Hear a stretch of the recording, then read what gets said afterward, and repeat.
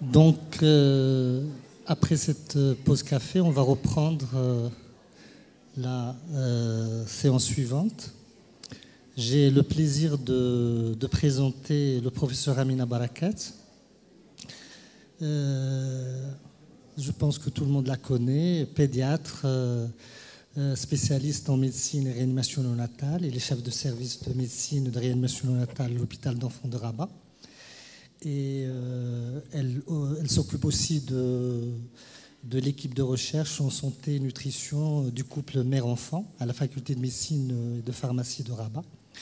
Et donc, elle va nous présenter le thème suivant, la prévention des infections respiratoires à VRS.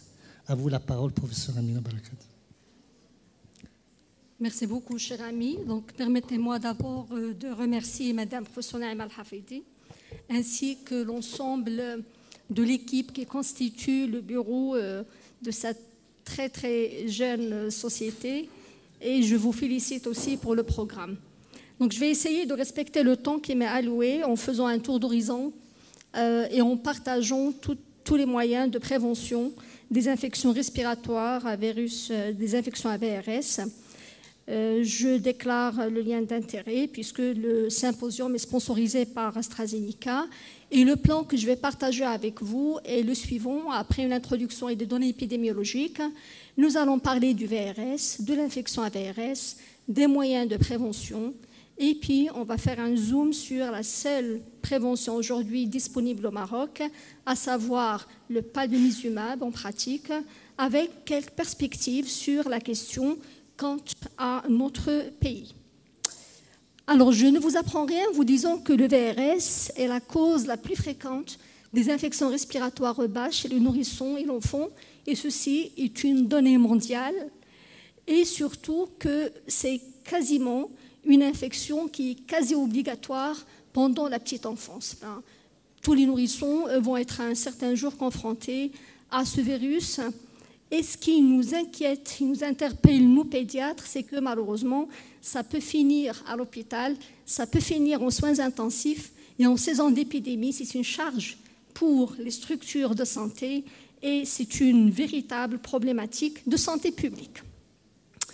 Je partage avec vous cette diapositive qui m'a interpellée parce que, il a été bien qu'il soit publié en 2017, mais vous voyez les points rouges, ce sont tous les pays qui ont publié sur la problématique que pose le VRS. Et nous voyons que si on veut faire une synthèse de ce que disait ce papier, 60 à 70% des enfants infectés sont infectés au cours de la première année de vie, que 90 à 100% le seraient à la fin de la deuxième année, et surtout, malheureusement, que dans les pays en développement ou encore à bas niveau socio-économique, c'est une cause majeure de mortalité.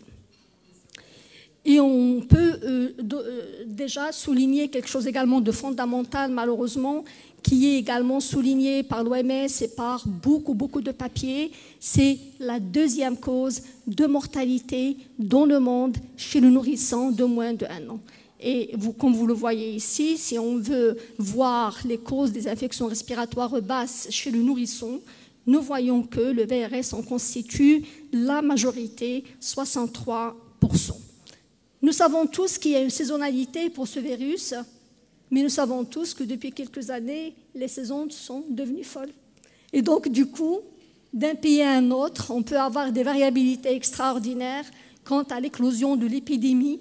Et du coup, il est très difficile de se projeter très en avant sur la saison pendant laquelle on doit asseoir les moyens de prévention, etc.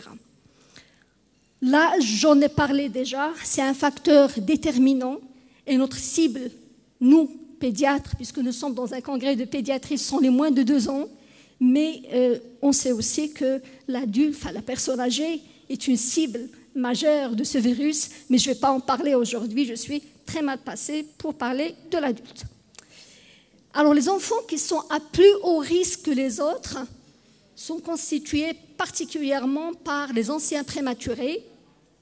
Et là, très rapidement, je rappelle le pourquoi, du comment. Vous voyez que si on prend un prématuré qui est né à 26 semaines, Eh bien, tout simplement, son poumon est encore extrêmement immature, qu'en ce qui concerne l'architecture globale du poumon, qu'en ce qui concerne les fonctions cellulaires de ce poumon, et par conséquent, il est plus à risque, malheureusement, d'être ciblé par ce virus qui, comme nous le savons tous, malheureusement entraîne des remaniements graves au niveau du poumon. Et on sait aussi que le poumon d'un enfant va continuer à se structurer, à se développer jusqu'à l'âge de 10 ans, mais tout particulièrement les enfants vulnérables, constitués par les ex-prématurés, constitués par les enfants qui ont des cardiopathies avec retentissement hémodynamique, et aussi ceux qui sont suivis pour des dysplasies bronchopulmonaires, ça constitue les populations à très haut risque de faire une infection sévère à VRS.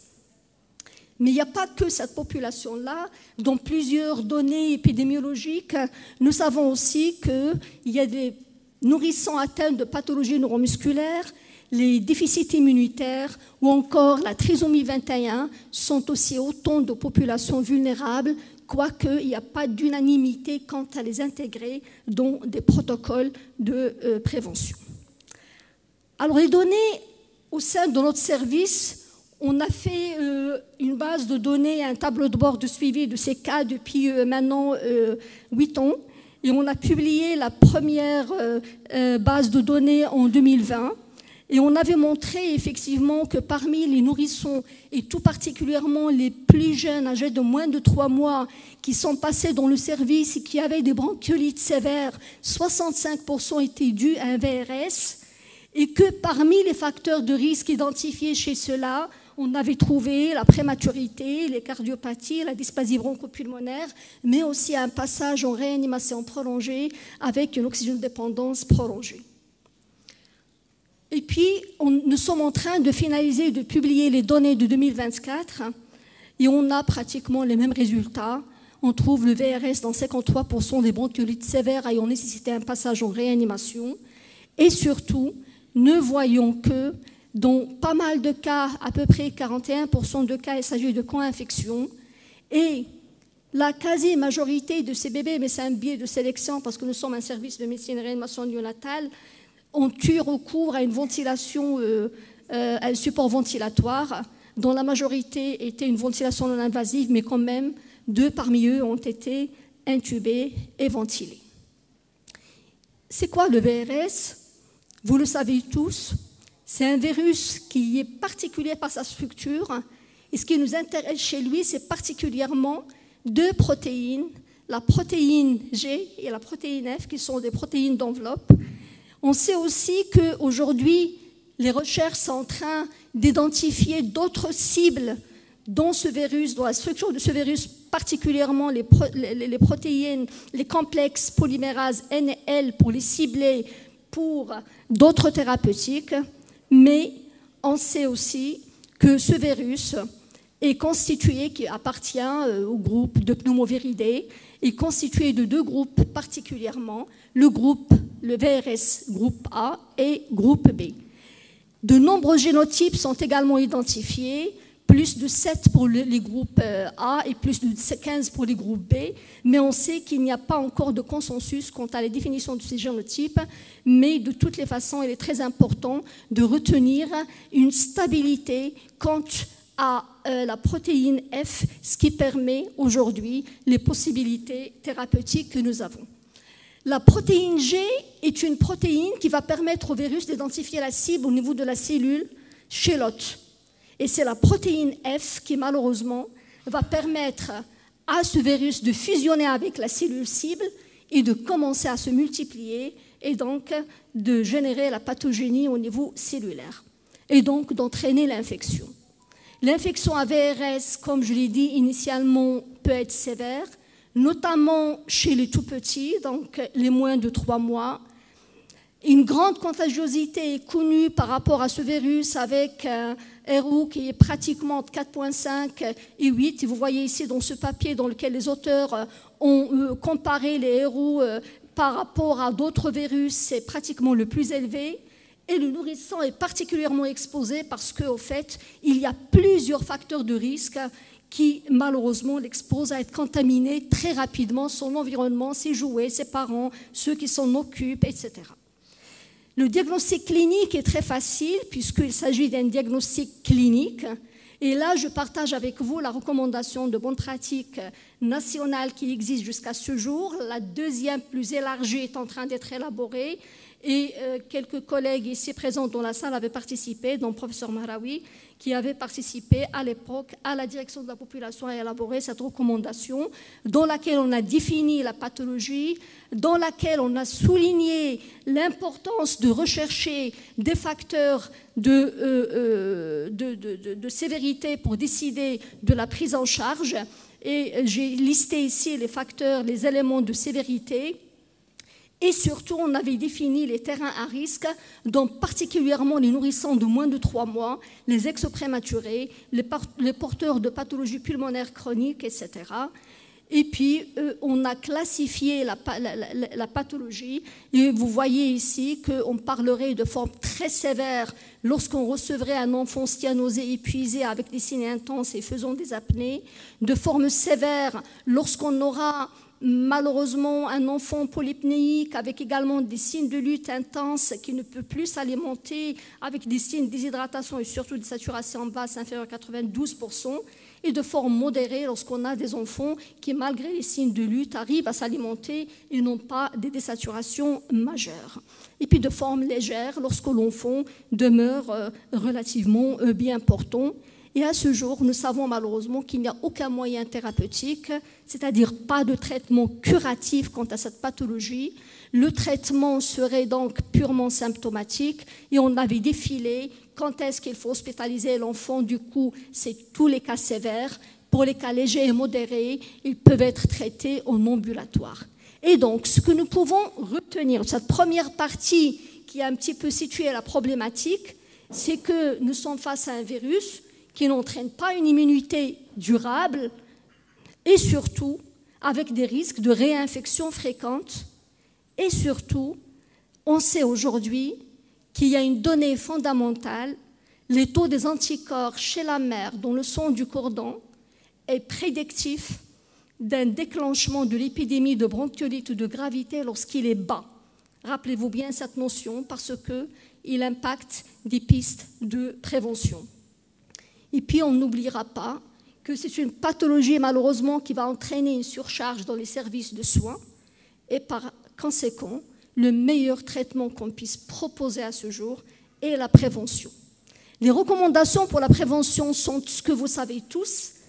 Leur efficacité a été bien démontrée lors de la pandémie de Covid-19, puisque lorsqu'on a mis en place les mesures barrières, on n'a pratiquement pas vu pendant ces saisons-là le VRS, et donc c'est fondamental, c'est très important pour la prévention. Et à ce jour, l'OMS insiste sur l'importance d'œuvrer par tous les moyens au niveau de tous les pays pour promouvoir cette prévention parce que la morbidité que génère la pathologie est énorme.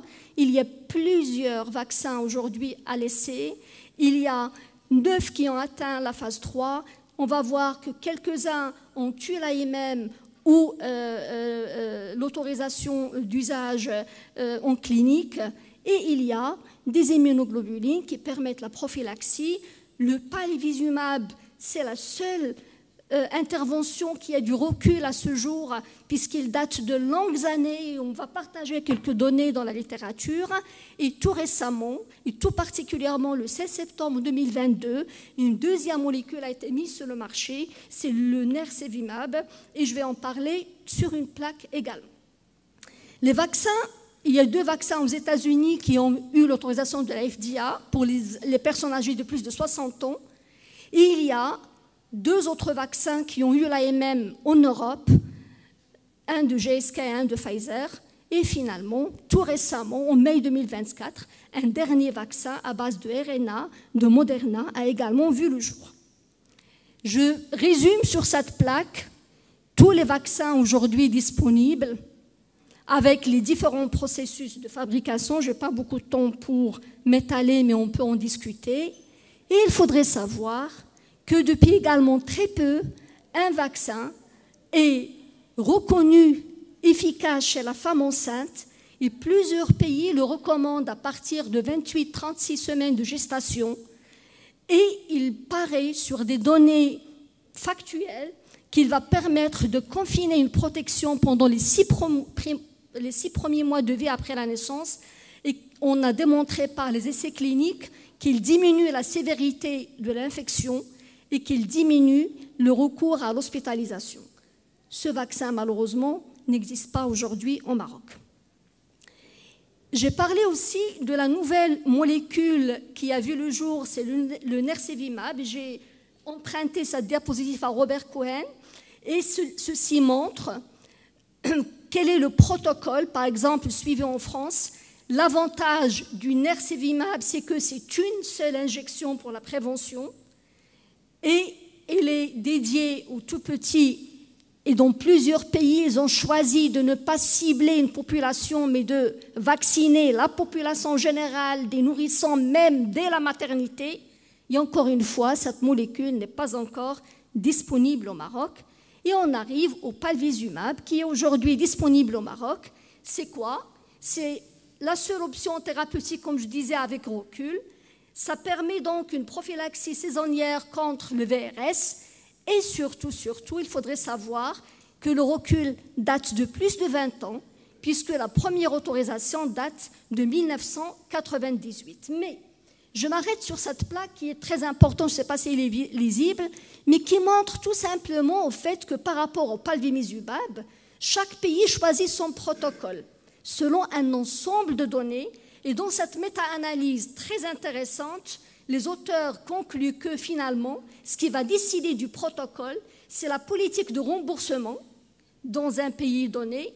Et généralement, lorsque le remboursement est possible, ça facilite la prescription. Ceci n'est qu'une évidence, mais il souligne également qu'il est très important que les pays utilisateurs partagent leurs data pour qu'on puisse apprendre des expériences des autres sur tous les plans, comme nous allons le partager également.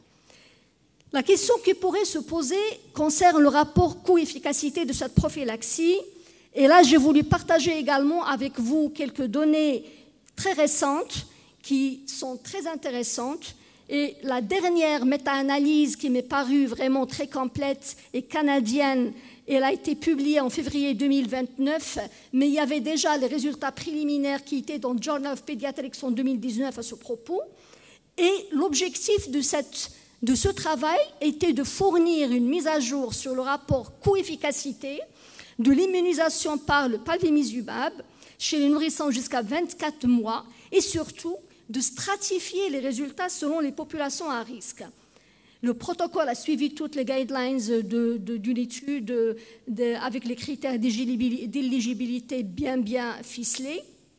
Et j'ai beaucoup aimé le travail parce que vraiment l'analyse a été très scientifique, avec des évaluations économiques qui se sont basées sur des stratifications sur plusieurs facteurs, dont le coût année ajusté sur la qualité, dont le coût de cas évité, etc.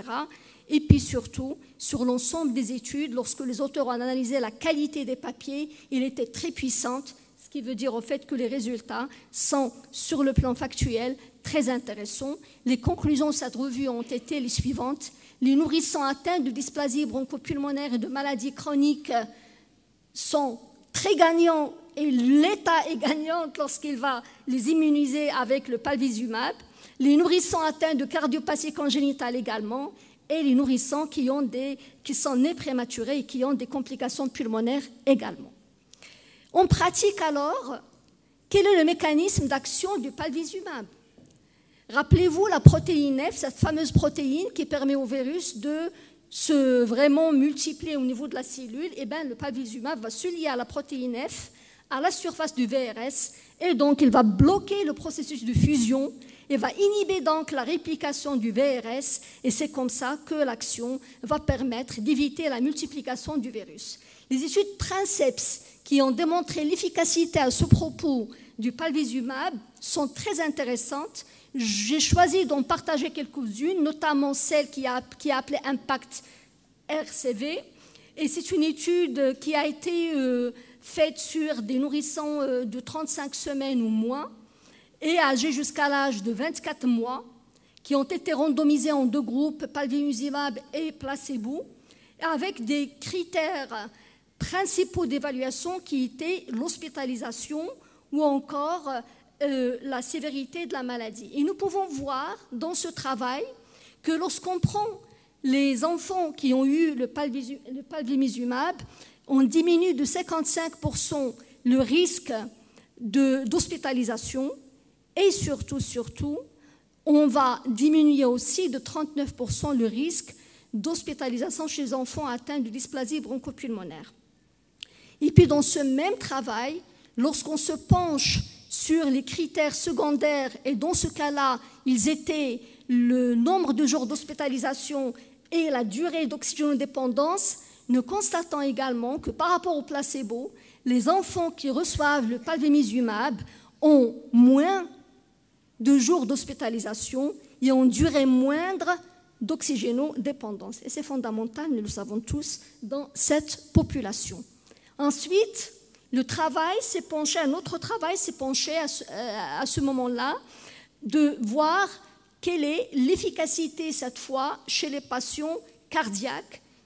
Et dans ce travail, les critères d'évaluation ont été également le recours à l'hospitalisation avec des critères secondaires sur le jour d'hospitalisation et le recours à l'oxygénothérapie.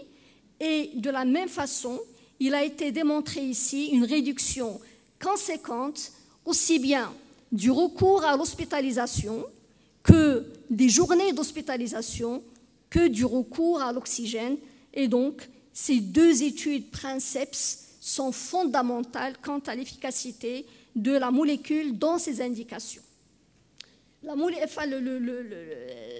prophylaxie se présente sous forme injectable de présentation 0,5 ml et 1 ml. L'injection se fait au niveau de la partie latéro-externe de la cuisse, 15 mg par kilo. Et surtout, il est fondamental de retenir qu'il s'agit de 5 injections espacées de 1 mois d'intervalle pendant la saison de VRS. C'est fondamental. On n'a pas étudié, il n'y a pas lieu d'en donner plus, peut-être une 6e, mais on peut le discuter dans certaines situations très spécifiques et particulières. Les données de la tolérance sont bien établies. Dans les datas disponibles, il y a très très peu de réactions sévères, pratiquement exceptionnellement d'anaphylaxie. Les réactions sont celles post-vaccinales ou post-injection de produits tels que le palbimizumab en général. Les précautions d'emploi sont résumées sur cette plaque. Il est très important de retenir que même si on a un bébé qui a un petit fibricule ou un début d'une infection qui n'est pas sévère, on peut donner la prophylaxie, que les contre-indications vont être vraiment très exceptionnelles, qu'il y a très peu d'interactions médicamenteuses et dans la littérature à ce jour, aucune étude formelle d'interaction n'a démontré qu'il y a des interactions possibles avec d'autres thérapeutiques et que la tolérance générale est très bonne. Le schéma, comme j'ai dit, il s'agit de 5 doses. 5 doses qui sont données à 1 mois d'intervalle dans les saisons d'éclosion de l'épidémie, de préférence donner la première dose avant que le bébé ne quitte l'hôpital ou ne quitte le centre de néonatologie dans la mesure du possible. Alors, qu'en est-il maintenant au niveau marocain? Qu'est-ce qu'on a fait jusqu'à maintenant à propos de la bronchiolite? Comme je disais, initialement, on a des recommandations d'hygiène pour les parents, etc. On a eu, comme je disais, l'expérience au moment de la pandémie, ça a donné ses fruits, mais bon, on sait que les respecter, ce n'est pas toujours évident par tous. Mais on a également rédigé des recommandations pour les soignants, elles étaient très utiles. Le professeur Mharaoui pourrait prendre la parole tout à l'heure, ou Madame Hafidi, pour parler de leur galère au début de chaque saison, parce que par contre, la problématique que nous avons, c'est par niveau de soins, les choses ne sont pas équilibrées. Ce qui fait, c'est une grande charge dans certaines structures, dans certains niveaux de soins. Et ce que nous proposons aujourd'hui, ce sont 2 points fondamentaux, ou 3 points. Le premier, il y a un groupe de travail aujourd'hui qui est en train de travailler sur une nouvelle recommandation nationale dans laquelle nous allons associer cette fois-ci tout le volet prévention avec les molécules ou la molécule qui est disponible au Maroc. On espère en avoir d'autres. Et en attendant, on a adopté un protocole au sein du centre de néonatologie. La population cible pour nous, ce sont les nouveau-nés prématurés de moins de 29 semaines, ceux qui ont des dysplasies bronchopulmonaires, ceux qui ont des cardiopathies congénitales avec retentissement hémodynamique. Le protocole, c'est 5 doses en hôpital de jour à 1 mois d'intervalle, en saison froide. Sur 2 années précédentes, ça commence fin décembre, début janvier, ça s'étale jusqu'à fin février, début mars. Moins de 2 ans, et on prévoit, à travers un PhD qui va suivre le travail, faire une étude d'impact. Le troisième volet très très important, je pense qu'une réflexion devrait également être menée au sein du Comité national de vaccination quant à la pertinence de vacciner les femmes enceintes, parce que ça serait une opportunité pour lutter contre cette épidémie, ce fléau de santé publique. Avec ce, je vous remercie et j'ai tenu ma promesse en laissant un peu de temps pour la discussion. Merci beaucoup, professeur Barakat, pour cette mise au point claire. Et merci pour nous avoir donné quelques minutes de plus pour laisser l'assistance, la possibilité de l'assistance de poser des questions. On a droit à quelques questions, 3 questions pour passer à la séance suivante. Oui.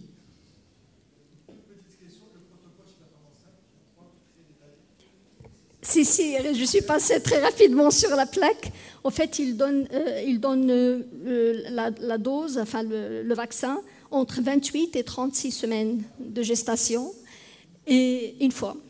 Et le plus important, c'est que toutes les études, parce que je n'ai pas mis toutes les études qui sont faites à ce propos, ont montré que le taux d'anticorps reste relativement stable chez le nourrisson jusqu'à l'âge de 6 mois.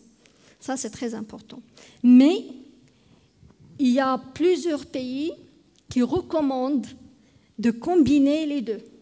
Donc, ils donnent les immunoglobulines associées à la vaccination, et certains pays, même s'ils ont la nouvelle molécule des immunoglobulines, ils gardent le palivizumab pour les bébés à très haut risque.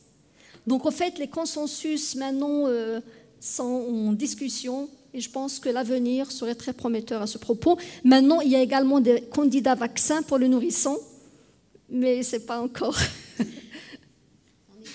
Oui, merci, Madame Barakat. Est-ce qu'on peut avoir une idée sur le coût des 5 injections? Oui, alors justement, c'est pour ça que j'avais fait projeter l'étude du coût-efficacité.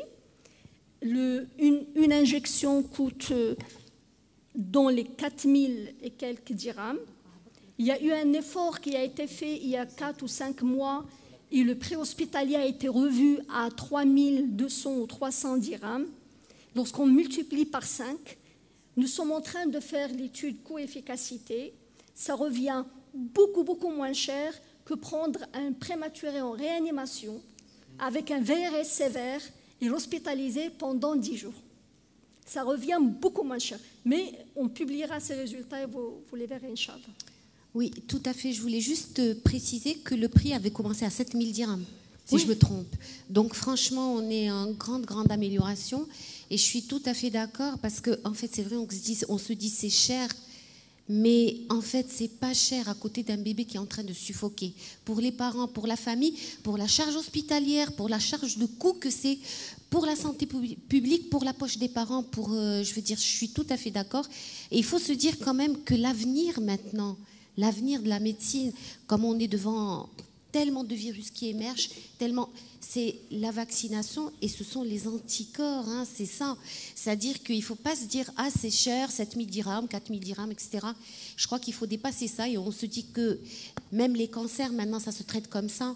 Donc, il faut vraiment commencer à introduire ces protocoles thérapeutiques, se les introduire dans la tête et commencer à prendre...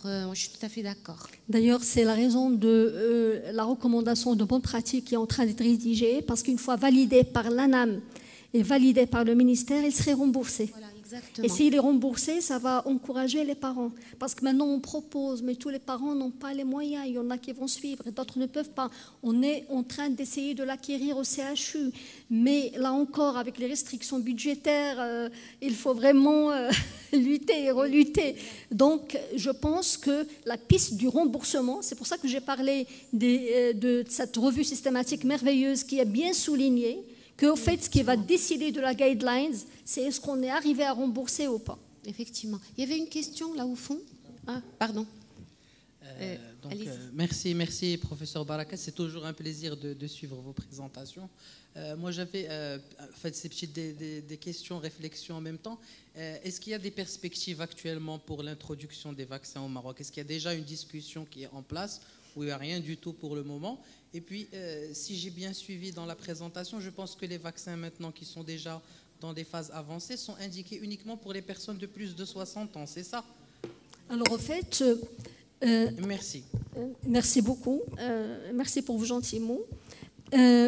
Pour ce qui est de la vaccination chez la femme enceinte, je pense que la discussion ne pourrait démarrer qu'une fois que notre recommandation de bonne pratique est sortie. Parce que personnellement, je vais la proposer, je vais valider avec mes collègues du groupe. Si on arrive à associer pour les bébés à haut risque la vaccination des mamans plus une immunisation, ça va être merveilleux. Parce que lorsqu'on voit ce que fait le VRS aux bébés vulnérables, c'est catastrophique. Sur le 77, on a perdu un en réanimation après intubation de 2 semaines. Par rapport au vaccin, il y a un qui est indiqué en plus chez la femme enceinte. Les autres, c'est chez les adultes de plus de 60 ans. Parce que je disais au début que je ne parlerai pas de l'adulte, mais il faut savoir que c'est un grand fléau également. Et le VRS chez la personne âgée peut donner également une morbidité sévère avec des hospitalisations en réa, avec de la morbimortalité. Et donc, ce n'est pas une pathologie banale non plus. Bien, une dernière question, là-bas au fond. Okay. Allez-y. Merci beaucoup, professeur Barakat. Ma question, c'est par rapport à l'harmonisation actuelle du calendrier vaccinal au Maroc. Supposons qu'il arriverait que ce vaccin actuel soit homologué, comment il pourrait être envisagé dans le programme actuel qui est quand même assez chargé, et quelles sont les recommandations pour éviter ce chevauchement, plutôt anarchie un peu dans la vaccination chez l'enfant? D'abord, on n'en est pas encore là. Vous savez que le calendrier, on n'arrête pas de le réviser. Dernièrement encore, il y a eu une réunion par rapport au pneumo, par rapport à la polio. Mais par rapport à la femme enceinte, je pense que c'est beaucoup plus facile que chez l'enfant. Parce qu'au Maroc, on a 8 contacts avec la femme enceinte. On a instauré les recommandations de 8 contacts de l'OMS. Donc les femmes, même dans les centres de santé, ils peuvent avoir 8 contacts, dont 4 consultations obligatoires. Et comme c'est 28-36 semaines, ça nous laisse la latitude d'adapter très rapidement le calendrier, mais on n'en est pas encore là. Il faudrait d'abord qu'on soit tous d'accord pour la pertinence. Il faudrait ensuite faire le plaidoyer au sein du comité de vaccination et puis que l'État puisse le supporter. Donc c'est plusieurs étapes. Très bien. Merci, professeur Barakat, pour tous ces éclaircissements. Et on passe